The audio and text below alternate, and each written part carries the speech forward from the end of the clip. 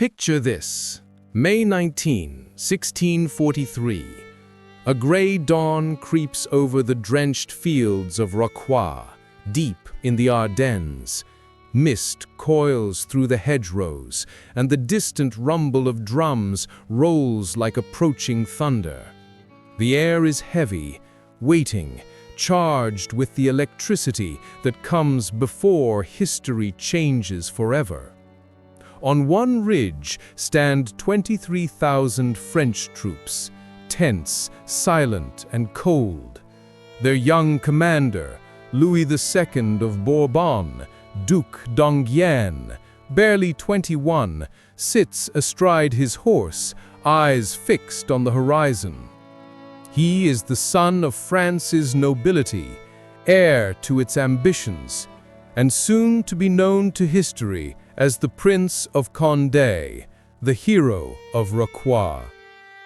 Across the churned no-man's land, 27,000 Spaniards await under the seasoned Francisco de Mello, veterans of 100 campaigns.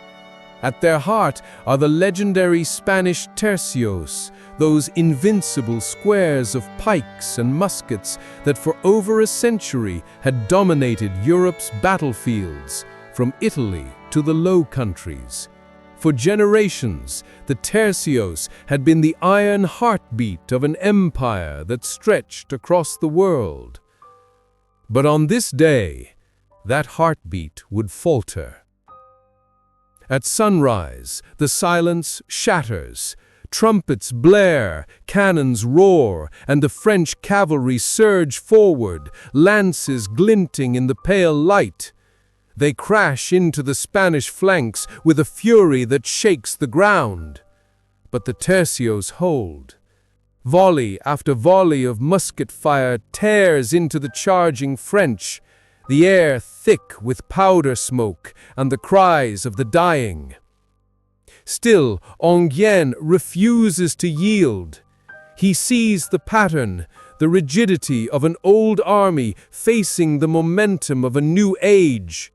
Feinting a retreat, he wheels his horsemen with precision and strikes again, this time enveloping both flanks. French artillery hammers the center, tearing holes in the once impenetrable formations. By midday, Rocroi is a cauldron of fire and steel. Drums beat beneath the thunder of cannon. The tercios stand in their squares, surrounded, defiant, refusing to break even as the French close in from all sides. Enghien, relentless, orders his infantry forward for the final blow. By dusk, it is over. The tercios, those proud, unbroken veterans of Spain's might, have been cut to pieces. 7,000 Spaniards lie dead or wounded. 4,000 more are captured. Only a few banners remain.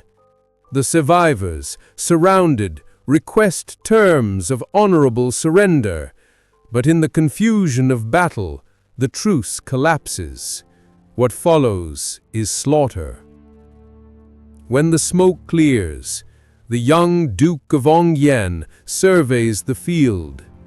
He has done the impossible, destroyed the myth of Spanish invincibility. The French have lost perhaps 5,000, but they have gained something priceless: the future. Rocroi wasn't just a battle, it was a turning point in civilization. It marked the sunset of Spain's century-long dominance and the dawn of France's golden age. The tercios, symbols of old-world chivalry and static might, were broken by the speed, coordination, and audacity of modern warfare. From that day, the balance of power began to shift. The Franco-Spanish War, 1635 to 1659, would grind on for 16 more years, through the fields of Flanders, the hills of Catalonia, and the storms of the Atlantic. It would bankrupt treasuries, fuel rebellions, and drain empires dry. But the verdict of Rocroi could not be undone. Out of the carnage rose a new order, an age of maneuver, artillery, and centralized power. France, guided by Richelieu's vision and later ruled by the Sun King Louis XIV, would become the heart of Europe. Spain, weary and overextended, began its long descent into shadow.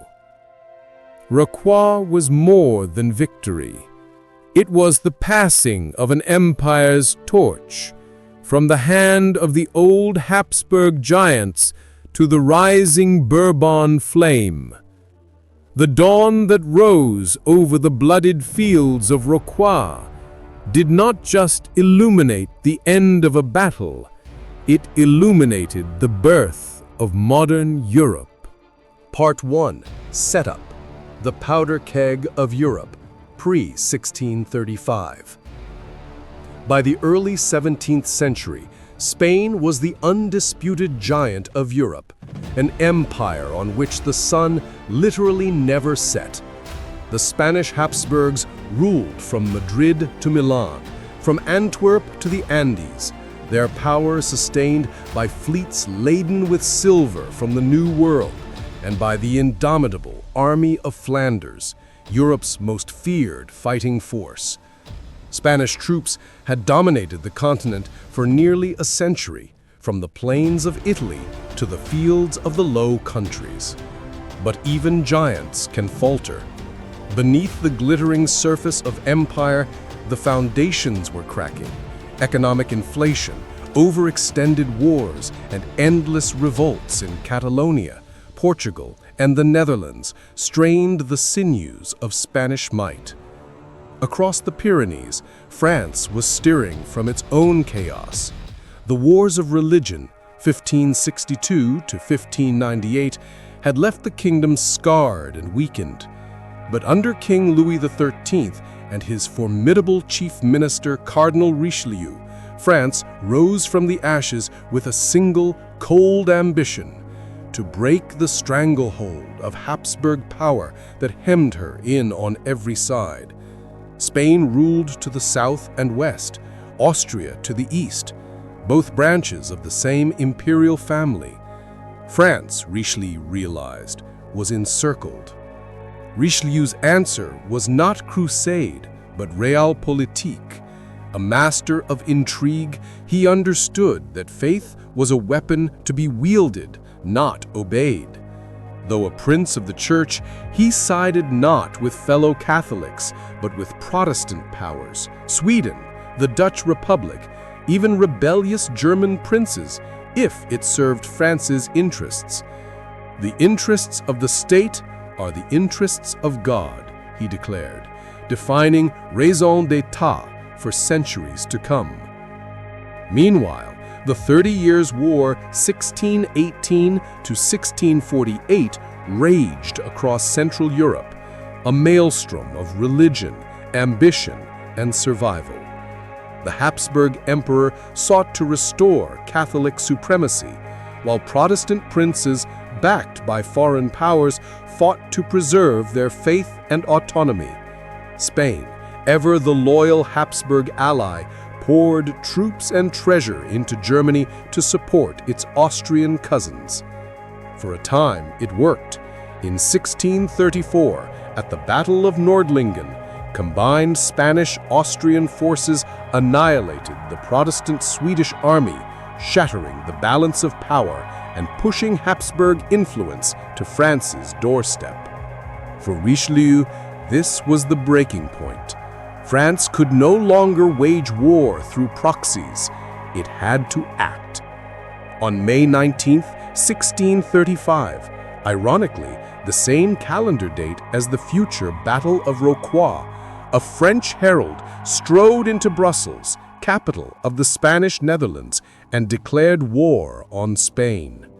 Europe trembled. What had begun as a German religious conflict had now escalated into a continental struggle between empires, a war not of faith, but of survival. France moved swiftly. Allied with the Dutch Republic, Savoy and Mantua, it struck north into the Spanish Netherlands with 27,000 men, seizing the town of Avens in a bloody skirmish. But success proved fleeting. The advance stalled at Leuven, and the campaign ground into stalemate. Spain, still formidable, held firm. What followed was no short contest of arms, but a global conflagration. Armies clashed from Flanders to Catalonia, from the Alps to the Caribbean. French privateers raided Spanish treasure fleets. Spanish tercios defended their last bastions of prestige in the Netherlands.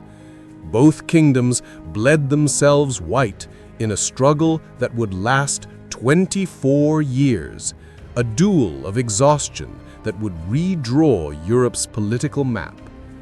By the war's end, one empire would be shattered and another ascendant. The Franco-Spanish War, 1635 to 1659, was not just a chapter of the 30 Years' War. It was the final act of Habsburg supremacy and the opening scene of Bourbon Europe. The powder keg was lit. Part 2. The Grinding Early Years. Invasions and Stalemates, 1635 to 1642. War between France and Spain was never a neat, confined affair. It was a sprawling continental inferno. From the Rhine to the Pyrenees, from Lombardy to Flanders, the Bourbon-Habsburg conflict became a test of endurance rather than brilliance. France entered the war with bold ambitions, but little preparation for a campaign against Europe's most battle-hardened foe. The Spanish tercios, those dense, unyielding squares of pikes and muskets, still dominated the battlefields of Europe, their discipline and experience unmatched. Richelieu's strategy was grand and multi-fronted. Strike Spain everywhere at once. French and Swedish armies attacked Habsburg positions in the Rhineland. Savoyard allies pressed the Spanish Duchy of Milan in northern Italy, and in the north, French armies invaded the Spanish Netherlands, hoping for a quick victory that would crack the Habsburg system open. But quick victories proved elusive. In 1636, Spain counterattacked with frightening speed and precision. Under the command of Cardinal Infante Ferdinand of Austria, 30,000 Spanish and imperial troops surged south from Flanders, tearing through Picardy and Champagne. Their lightning advance brought them to Corbie, barely 70 miles from Paris. Panic gripped the capital. Nobles prepared to flee. The court whispered of divine punishment. But Richelieu held firm. He rallied the defense, raised militias, and within weeks recaptured Corbie. Paris was saved, but France had been shaken to its core. The shock of Spanish troops almost at the gates hardened French resolve. The war would now be fought to the bitter end. While France recovered, Spain was beginning to strain under its own vast commitments. Maintaining armies in Flanders, Italy, and Germany required oceans of silver from the Americas, but those oceans were no longer safe. The Franco-Dutch alliance struck at Spain's financial lifelines. At sea, the balance of power shifted dramatically. In 1639, Dutch Admiral Martin Tromp, supported by the French Navy, obliterated a massive Spanish fleet at the Battle of the Downs off the English coast. The Spanish Navy, once the terror of the Atlantic, was broken. Its loss crippled the empire's ability to ship men, money, and silver across Europe. signaling the beginning of Spain's maritime decline. Meanwhile, the war expanded into Iberia itself. Years of neglect and crushing taxation had inflamed unrest within Spain's own borders. In 1640, the Catalan revolt erupted. The proud and fiercely autonomous region rebelled against Madrid's authority, proclaiming allegiance to Louis XIII of France. At the same time, Portugal rose in defiance under John IV of Braganza, throwing off 60 years of Spanish rule and restoring its independence. For Spain, it was a nightmare. Rebellion in the heart of the empire while the French pressed on every front. France seized the opportunity. Richelieu sent armies across the Pyrenees, capturing Roussillon and pushing deep into Catalonia. Victories like Arras in 1640 and the long, grueling siege of Perpignan in 1642 bled Spain white. But even as the French gained ground, progress was agonizingly slow. Each fortress had to be taken stone by stone, each valley fought over twice. The war became one of attrition, a slow grinding match between two exhausted giants. Then came a turning point in politics and leadership. In December 1642, the iron-willed Cardinal Richelieu, architect of France's rise, died. His final words, a prophecy. "The state is not lost because I die." Only months later, in May 1643, King Louis XIII followed him to the grave, leaving the throne to his 4-year-old son, Louis XIV, with Cardinal Mazarin as regent and chief minister. To Spain, this seemed the perfect moment to strike. France was leaderless, its government in transition, its army stretched thin. Spanish commanders saw their chance to crush the upstart kingdom and restore their empire's dominance. But destiny had other plans. The next spring, in the fields of the Ardennes, the young Duc d'Enghien would shatter the myth of Spanish invincibility at Rocroi, and the balance of Europe would tilt forever. Part 3. Turning Point. The Battle of Rocroi, 1643. The morning of May 19, 1643 dawned cold and misty over the rolling meadows of Rocroi, a small fortress town near France's northern frontier. The clash that followed would echo through Europe for centuries, a confrontation between two worlds, two generations, and two visions of war. The Spanish army of Flanders, under Don Francisco de Mello, marched confidently into France. With 27,000 men, they were veterans of 100 campaigns, disciplined, devout, and still carrying the fearsome reputation of Spain's military machine.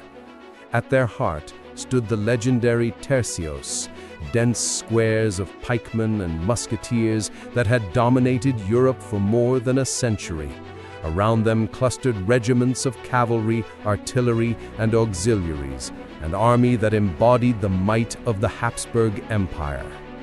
Opposing them was a daring upstart, the 21-year-old Duc d'Enghien, later known as the Great Condé, leading 23,000 French troops. His orders were simple but perilous: relieve Rocroi before it fell. Many of his generals urged caution, suggesting delay until reinforcements arrived. Enghien refused. To wait is to die. With youthful audacity and instinctive genius, he prepared to attack the greatest army in Europe head-on. At dawn, the two hosts faced each other across a valley shrouded in fog. The Spaniards held a strong defensive position, their flanks anchored by woods and marshes, their artillery bristling in the center. Enghien, undeterred, deployed for a bold strike. He placed his infantry in the center under Jean de Gatien, with cavalry wings on either side, himself on the right, and Marquis de Clermont-Gallerand on the left. As the first rays of sunlight pierced the mist, Enghien gave the signal. Drums thundered, trumpets blared, and the French army surged forward. The initial cavalry clashes were brutal and decisive. On the French right, Enghien personally led a thunderous charge that smashed through the Spanish left wing. Horses screamed, steel clashed, banners fell. The Spanish cavalry broke and fled, pursued relentlessly, but on the opposite flank, the French left fared far worse. Clermont was wounded, his troops routed, and Spanish horsemen began threatening the French center. At the heart of the field, the old masters of war still held. The Spanish tercios, those indomitable squares of pikes and muskets, stood unbroken amidst the chaos.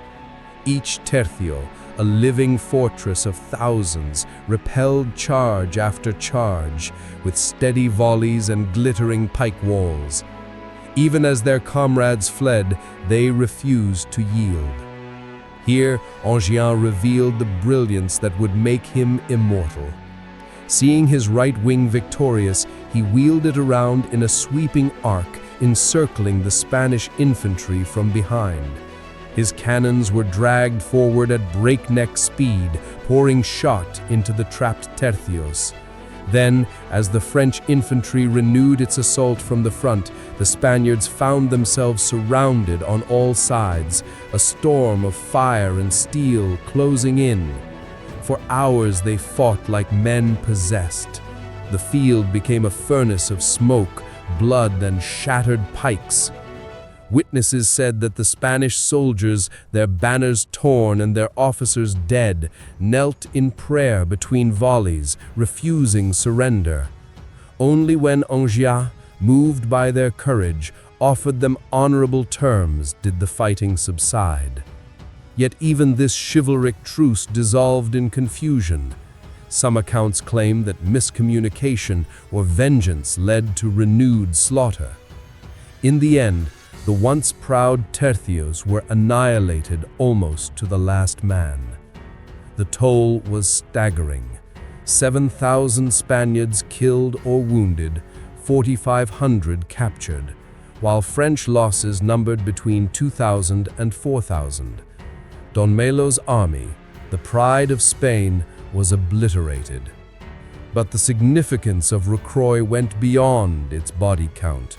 It was the symbolic end of an era. The invincible Spanish tercio that had ruled European battlefields since the days of Charles V was finally broken. In its place rose a new style of warfare, faster, more flexible, and dominated by France. Across Europe, the news spread like wildfire.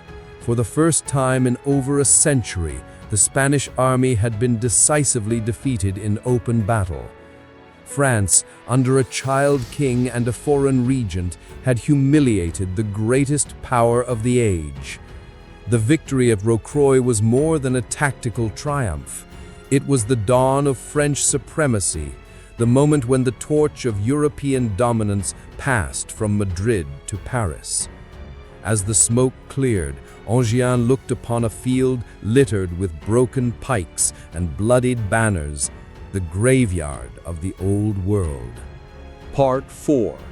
The Long Slog, From Rocroi to Exhaustion. 1644 to 1658. The dazzling victory at Rocroi had shattered the illusion of Spanish invincibility, but it didn't end the war. What followed was 15 more years of grinding attrition, a continental struggle where triumphs came slowly, paid for in blood, coin, and rebellion. After 1643, the French, buoyed by their new prestige, pushed the offensive on every front. The young Prince de Condé, now a hero of Europe, and his comrade, Henri de la Tour d'Auvergne, Vicomte de Turenne, became the twin swords of France. Together, they brought Richelieu's vision of a humbled Habsburg Empire closer to reality. In 1644, Turenne struck deep into Germany, harrying imperial forces along the Rhine, while Condé secured the Low Countries.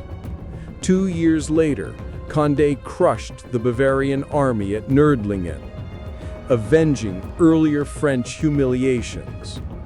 The Habsburgs were bleeding from 1,000 cuts, harassed in the Netherlands, threatened in Italy, and ravaged in the empire. Yet victory came at a steep price. France's armies were stretched across multiple theaters, its treasury groaning under the cost of near-constant warfare. Even as the Peace of Westphalia ended the 30 Years' War, the separate Franco-Spanish War dragged on. For the French, it became a war of will. For the Spaniards, a war of survival. The Battle of Lens, 1648, marked another high point for France. Condé's brilliant maneuvering shattered a Spanish force and secured France's influence in the closing negotiations of Westphalia.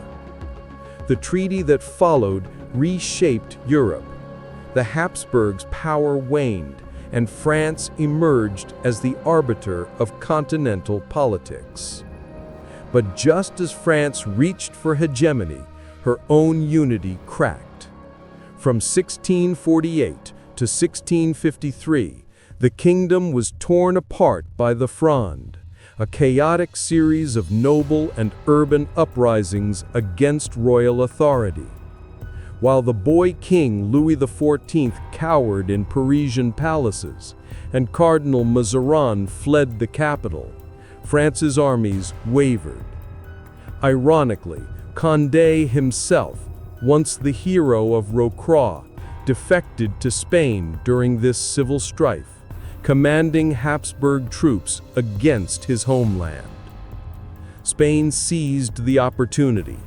In 1652, Spanish forces retook Barcelona, restoring their grip on Catalonia. The tide seemed to shift again, but Spain's resurgence was short-lived. Decades of overextension, economic collapse, and colonial strain had hollowed out the empire. Silver fleets from the Americas dwindled. Soldiers went unpaid. Revolts simmered in Naples and Sicily. As France recovered from the Fronde, Mazarin and Turenne reorganized the war effort. France, allied with Cromwell's England, mounted a renewed campaign in Flanders. In 1658, Turenne's combined Franco-English army met the Spanish under Don Juan José of Austria at the Battle of the Dunes near Dunkirk. The scene was apocalyptic. Soldiers clambering up sandbanks under musket fire, the wind howling off the channel. But French discipline and English firepower prevailed. The Spanish lines broke, and Dunkirk fell. It was the final, fatal blow. Spain, exhausted, bankrupt, and stripped of allies, could fight no longer. The once mighty empire that had ruled from the Andes to Antwerp was bleeding out. France, battered but unbroken, now stood supreme on the European stage. The war that began as a contest of pride and piety had become a war of exhaustion. Yet out of the ashes of Rocroi and the dunes of Flanders rose a new order. France ascendant, Spain eclipsed, and Europe forever changed. Part 5. Peace and Legacy. The Pyrenees Treaty and Power Shift. November 7, 1659.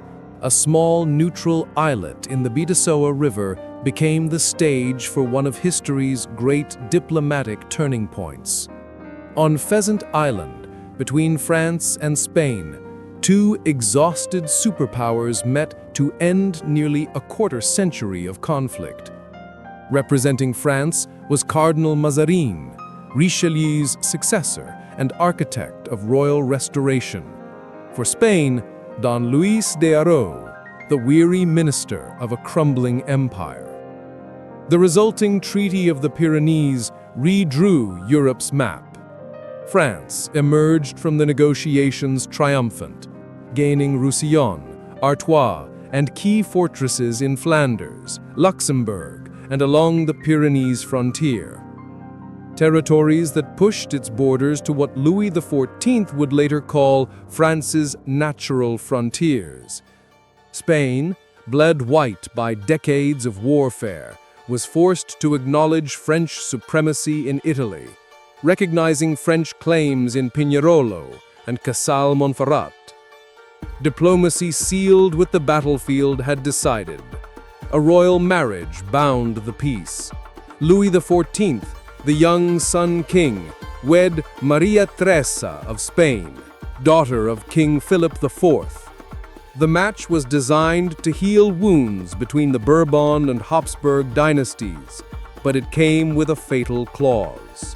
Maria Teresa's unpaid dowry would later become Louis XIV's justification to claim the Spanish throne, igniting the War of Devolution, 1667 to 1668, and the long chain of Bourbon-Habsburg rivalries that defined the next century.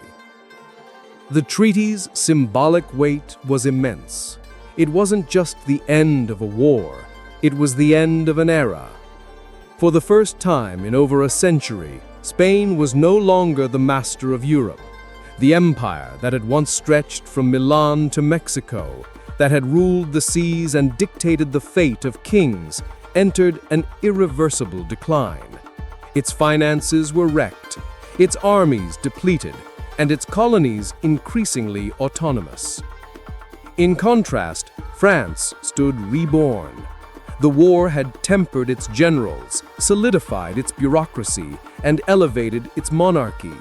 Under Louis XIV, France would become the model of absolutism, the Golden Court of Versailles, the strongest army in Europe, the state as the embodiment of the king. Yet the legacy of the Franco-Spanish War extended far beyond dynasties and borders. It reshaped the very fabric of European politics. The old dream of universal empire, the Habsburg vision of a united Christendom under one crown, was dead. In its place arose the balance of power, a system in which alliances, diplomacy, and limited war replaced the religious and dynastic crusades of the past. From the fields of Rocroi to the sands of Dunkirk, the war had revealed the perils of imperial overreach and the potency of national ambition. Spain's decline and France's rise became a timeless lesson. No empire, however mighty, is immune to the slow erosion of exhaustion, death, and pride. The Treaty of the Pyrenees closed one chapter of European history and opened another, the age of Louis XIV, of Baroque splendor and continental rivalries, where the Bourbon sun rose over the ruins of a Habsburg twilight. Conclusion: the sunset of Spain, the rise of the Sun King. So, empire clashers, let's bend the curtain down on one of history's grandest power shifts. Rocroi wasn't just a battle.